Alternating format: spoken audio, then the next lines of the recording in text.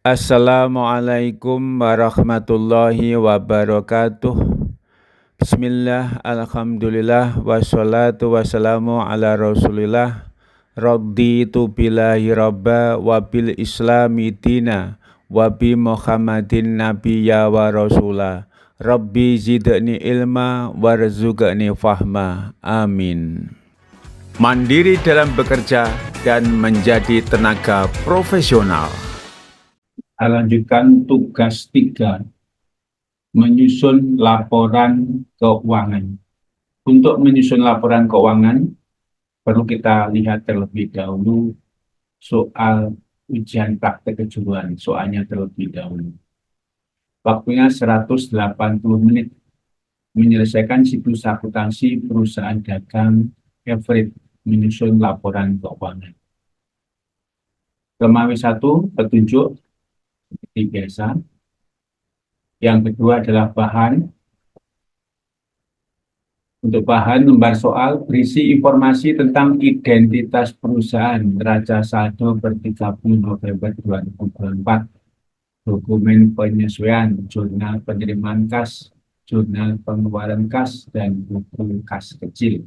Lembar dokumen transaksi berisi lembar jawaban jurnal penyesuaian neraca lajur, laporan rugi laba, laporan laba ditahan, laporan neraca, jurnal penutup, dan neraca saldo setelah penutupan. Tugas menyelesaikan siklus akuntansi perusahaan dagang, menyusun laporan keuangan. Langkahnya adalah cermati angka-angka yang terdapat dalam neraca saldo sebelum penyesuaian per 31 Desember 2024. Perhatikan informasi tentang penyesuaian akhir periode 2024. Berdasarkan informasi neraca saldo per 31 Desember 2024 yang belum disesuaikan dan penyesuaian, tugas yang harus diselesaikan adalah 1.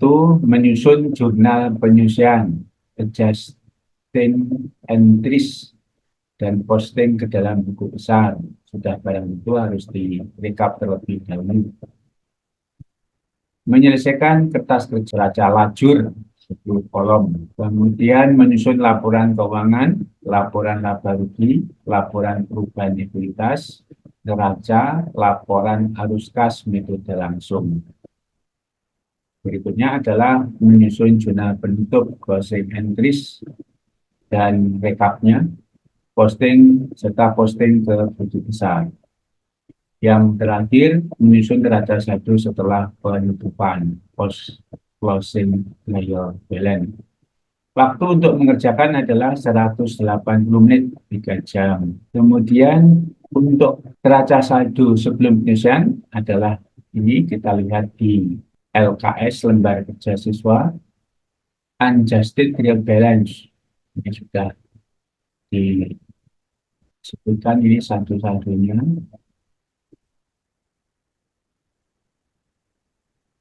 Ini adalah neraca saldo 31 Desember 2024 sebelum penyesuaian. Sebelah bawah sama. Kemudian adjustment-nya adalah kita lihat soal adjustment. Penyesuaian pertama, adjustment number 1, penyesuaian pertama, yaitu mengenai perselisihan akhir office price. Disebutkan beban sewa toko Desember 24 sudah jadi.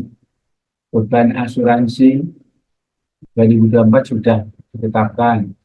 Kemudian taksiran kerugian piutang dagang 2,5% dari saldo per 31 Desember 2024. Yang kedua, penyusutan bangunan bulan Desember sudah disebutkan, kendaraan sudah disebutkan, penyusutan peralatan bulan Desember sudah disebutkan.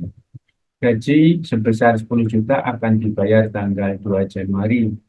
Berarti 31 Desember masih belum dibayar, tapi sudah menjadi beban bulan Desember. Pencatatan PPN income dan PPN outcome sesuai dengan faktur pajak, maka kedua akun tersebut dapat segera ditutup, dipindahkan ke PPN payable atau utang PPN. Hitung pajak penghasilan badan dengan ketentuan tarif adalah 0,5% dari peredaran bruto, yaitu peredaran bruto pada bulan Desember, yaitu 561.500.000. PPN, catat PPN ke dalam income tax expense dan income tax payable. Jadi debitnya income tax expense, kreditnya income tax payable.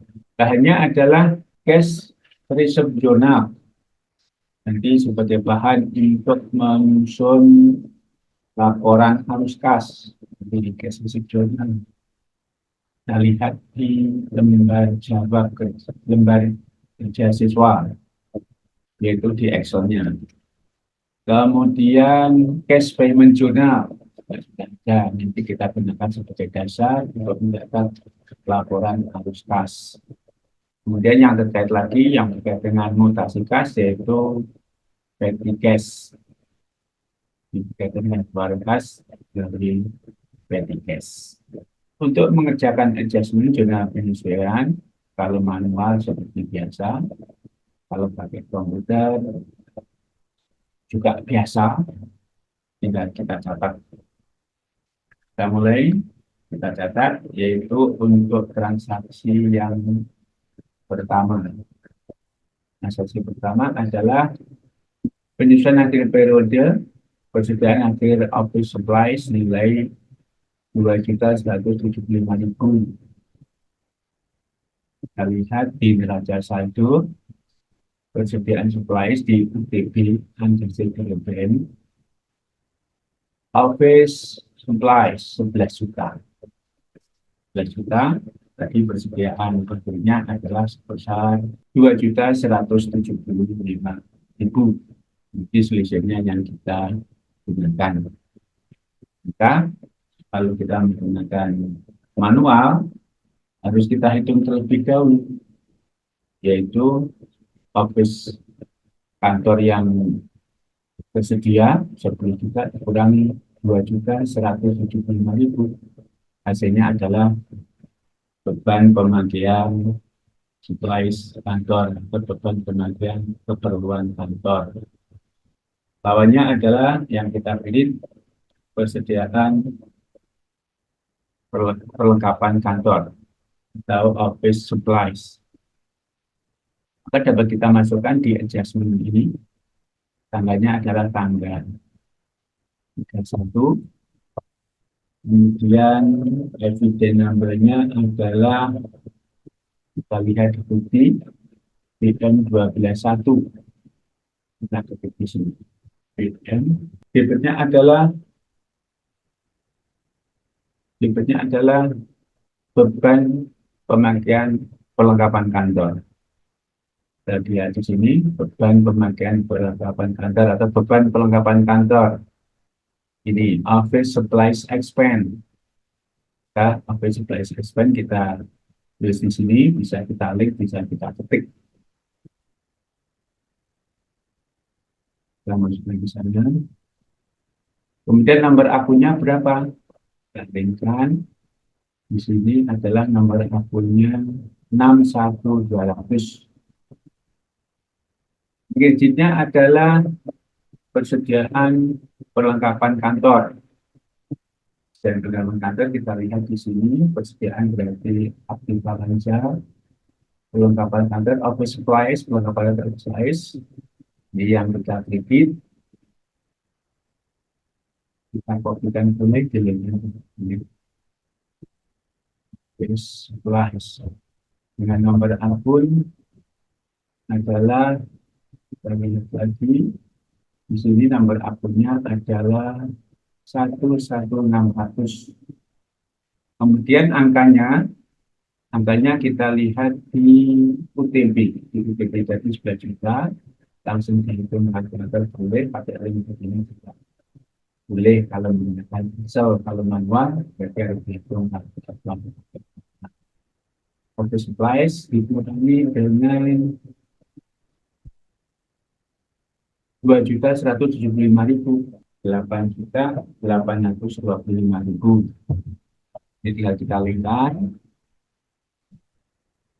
Yang kedua, mandiri dalam bekerja, dan menjadi tenaga profesional.